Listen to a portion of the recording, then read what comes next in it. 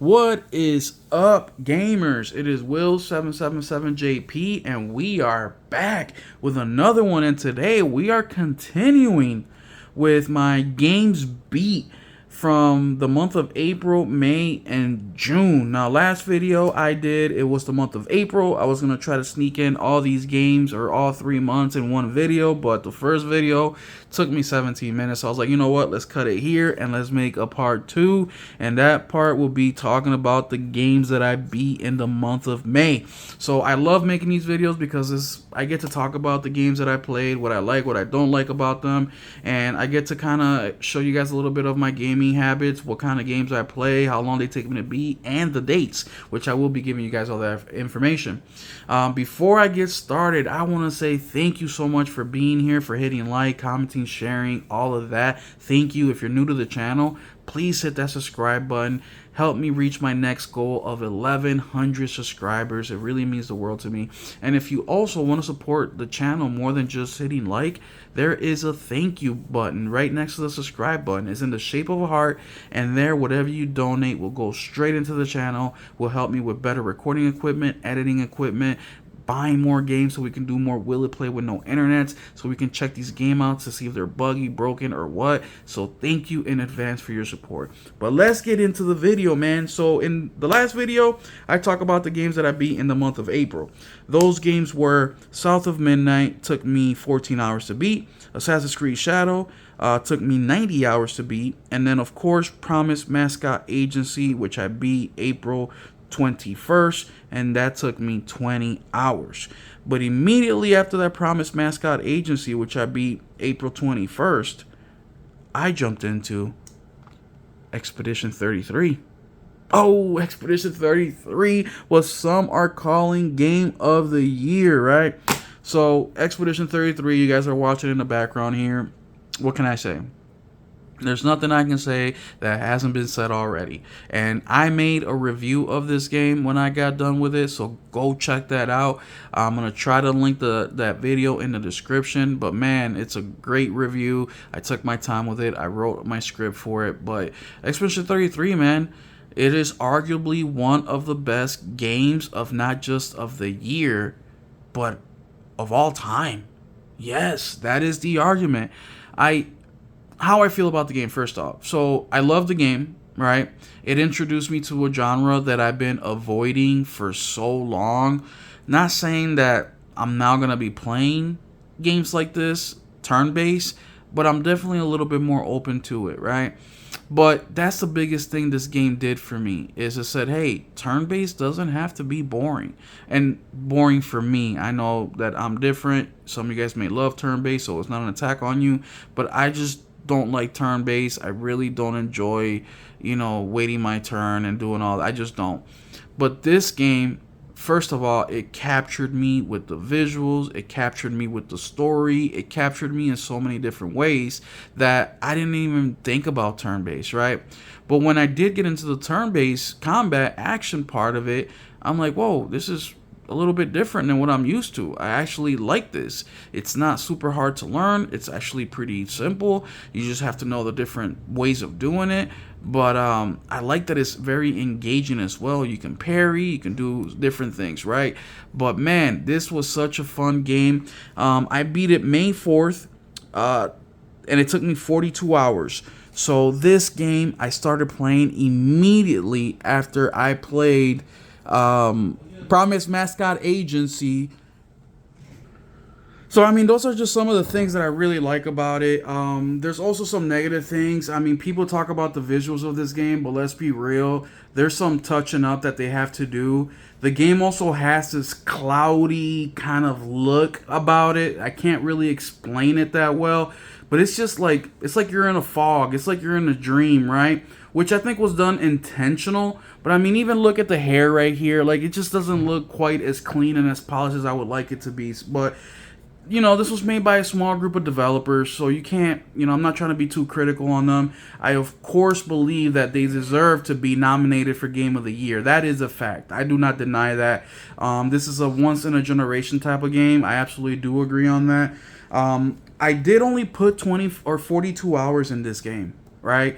There's a lot of people that did a little bit more completionist than I did, and they stuck in 80, 90. I saw a guy with over 100 hours in this game. I could have easily stuck in double the amount of time.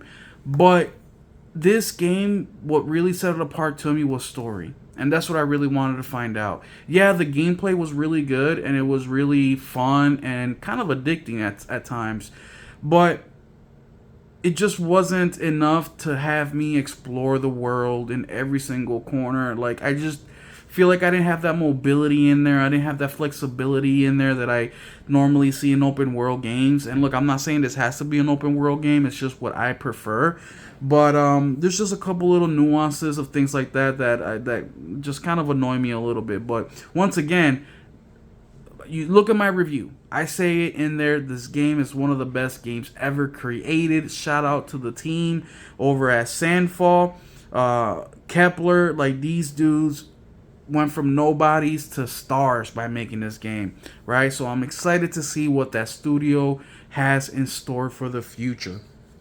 So shout out to Expedition 33. So that was the first game I beat in March.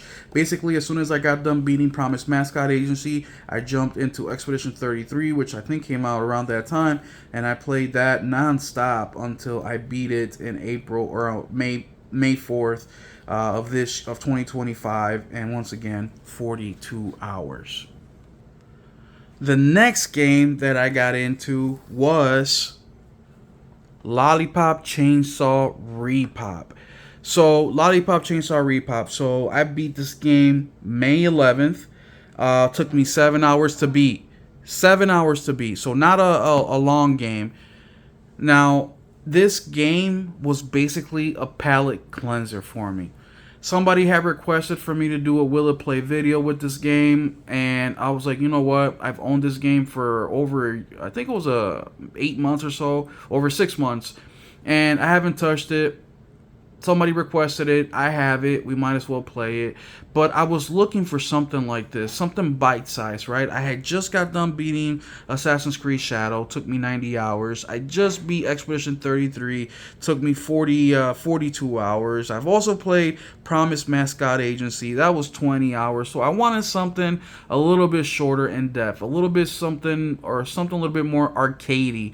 Something that I can go in, have a good time, and get out and be done with it. And this was exactly what I needed. Now, a lot of you guys have played this game back in the PS3, Xbox 360 era. I played the Repop version of it. And wow, first time going through this game, and I had a blast. This took me back to the simplicity in games when you are just combat after combat, after enemy after enemy, and just having a good time. The outfits, the voice acting, the silly writing in it, the stupid things that the zombies do, like it's just perfect, right? It's perfect. So I had a good time with that game. Highly recommend Lollipop Chainsaw. A couple negatives that I have is that it felt dated, right? Which may be an issue for some people, not an issue for me. But the visuals weren't as crisp as I thought they would, right? But what can I expect? It's a remaster, it's not a remake, right? But I wish they would have tightened up on the visuals just a little bit. But outside of that, I really don't have anything negative to say. Replayability for this game is there. Everything is graded. Like right here, it says S score. So you can keep redoing these levels over and over and over again to get the higher score. So replayability is definitely there. So huge shout out to what was it called? Drogami Games, I think that's who put it out. But yeah, man, very, very fun game. Highly recommend it. The next one after this one, Lollipop Chainsaw, is Doom: The Dark Ages. So I beat Doom: The Dark Ages May 20th, and it took me 30 hours. So Doom: The Dark Ages is a game that I had interest in. I actually almost bought the collector's edition because the collector's edition actually had the physical disc in there. But what stopped me was the game's physical disc didn't have the game on there. I think it was something like 80 megabytes or so. I don't remember, but it's a stupid small number, less than a gig on the actual disc itself. So I decided I am not gonna buy this game. I'm gonna buy it pre-owned, right? I'm not gonna give my money to the developer for not putting the game on a disc. Well, my brother-in-law, who is a non-gamer, like he plays, I don't know, a couple games every decade, hit me up and he said, "Hey, are you gonna get this Doom game?" I said, "I'm interested in it, but I'm probably gonna hold off and wait a while for it." And he's like, "Oh, well, can I borrow one of your PlayStations? And because I really want to play it." And I'm like, "Yeah, that's say less. Come pick it up whenever you like." He's like, "All right, bet. I'm gonna buy the game today. I'm gonna buy the deluxe edition so I can start playing today." And I was like, "Dude, hold up. This game is not worth $100 just so you can play it a few days early." I'm like, on top of that, he really wanted to play it during the weekend where my sister was taking the niece on a trip. My niece is on a trip where they were going to be gone for the weekend, so he wouldn't even get into the game till like Thursday, Friday night anyways.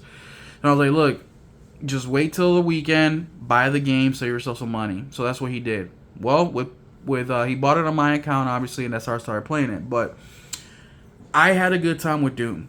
I don't really see much of the issues that people were having with it. It's too slow. Like I didn't get none of that. Yes, Eternal had much faster pace. You know, you were way faster, the speed, all that. But I like the pace of Doom Eternal. I like how it's semi-open world. I even enjoy the story more in this one than previous entries. I feel like they took their time more with this one. They had more cutscenes. They had more voice acting. I really appreciate all that. Difficulty was just fine. I had a good time with it. It wasn't too hard. There were some levels where I died a few times, but nothing crazy. Visually, the game looked great. Yeah, I had fun with the game. It took me 20 hours to beat it. Or I'm sorry, it took me 30 hours to beat it. The only problem that I had with one of the levels was that I didn't do something in a certain specific way, and the game wouldn't let me continue forward. So I had to redo that whole level, and that was about an hour lost. But that was my big issue with the game. Outside of that one, the main issue that I had with Doom: The Dark Ages is the music. The music in comparison to Doom Eternal and Doom 2016 is that the music in Doom: The Dark Ages feels like elevator music. I'm serious. It just doesn't hit, man. It really, really doesn't. In Doom Eternal, whenever you heard that track come on, you got hyped. You got amped. You got hyped. You got ready.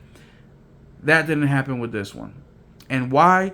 Because not Bethesda, but id Software screwed the composer of the last game. And for the life of me, I can't remember his name. His name is...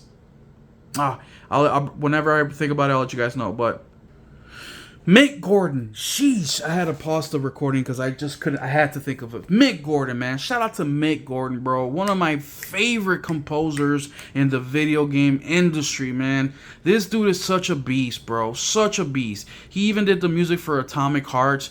Man, what a phenomenal freaking artist, man. This dude did some crazy things in Doom Eternal and Doom 2016 to get that kind of music that we all so love. But honestly, that's my number one biggest complaint with Doom was the music. Like, to me, Doom and the music go hand in hand with each other, and the music is sorely, sorely lacking, which hurts the game. I think it is the weakest entry out of the three, solely based because of the music.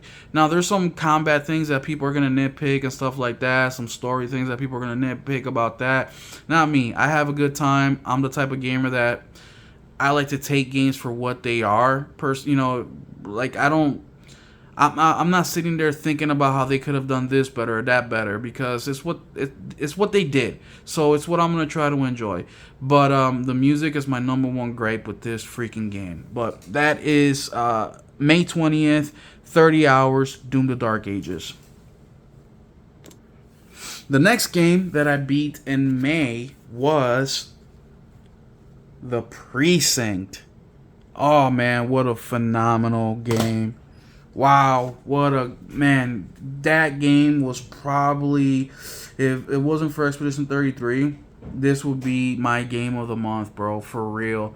Like, I remember watching this game for the first time when it got announced. I don't know, about a year ago or so ago, and it took me back to like retro GTA, right? Like GTA 2, GTA 1 kind of gameplay or game.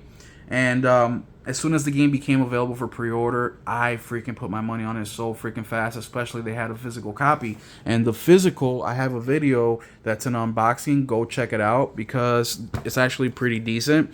And also, I believe I only paid like $40 for it too, so it wasn't like I spent a lot of money on it.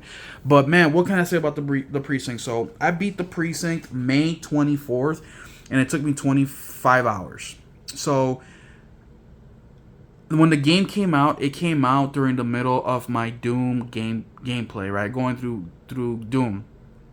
There's a couple days there or one day where I took a break from Doom to jump into the precinct, which was day one. And then a few days later, I went back into the precinct just because I was yearning for it. And then after that, I was like, let me just finish up Doom so I can jump into the precinct. And that's what I did. But man, the game is so cool. You play as a police officer. It's a story-based game, so it basically breaks down by day. So every day there is a main mission you have to do. During this main mission, you do regular police work, like you give parking tickets, speeding tickets, you chase down criminals. You're just driving around. You get assigned a certain area that you have to do. That's your shift for the day, right? And whether it's patrolling with a car, patrolling on foot. They'll say you have to get this many tickets or whatever. And while you're doing this stuff, there'll be a crime that breaks out, and you go try to see what's happening. And sometimes they shoot at you, sometimes they don't, sometimes they fight you, sometimes they don't, sometimes they run away. Things of that nature, man. So such a fun game. You can basically do as much of this side content as you want.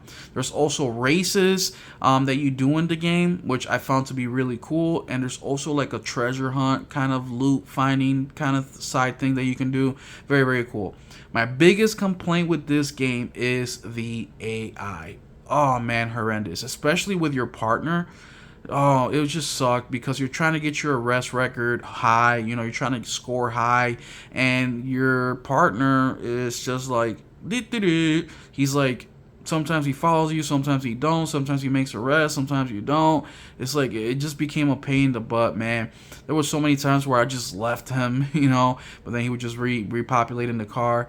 But man, such an awesome game, dude. Highly recommend this game. It's not a super long game. I'm eventually gonna go back and get the platinum for this game. There's 2 different endings, so I'm gonna try to get that second ending, and I think I'm gonna go for the platinum as well.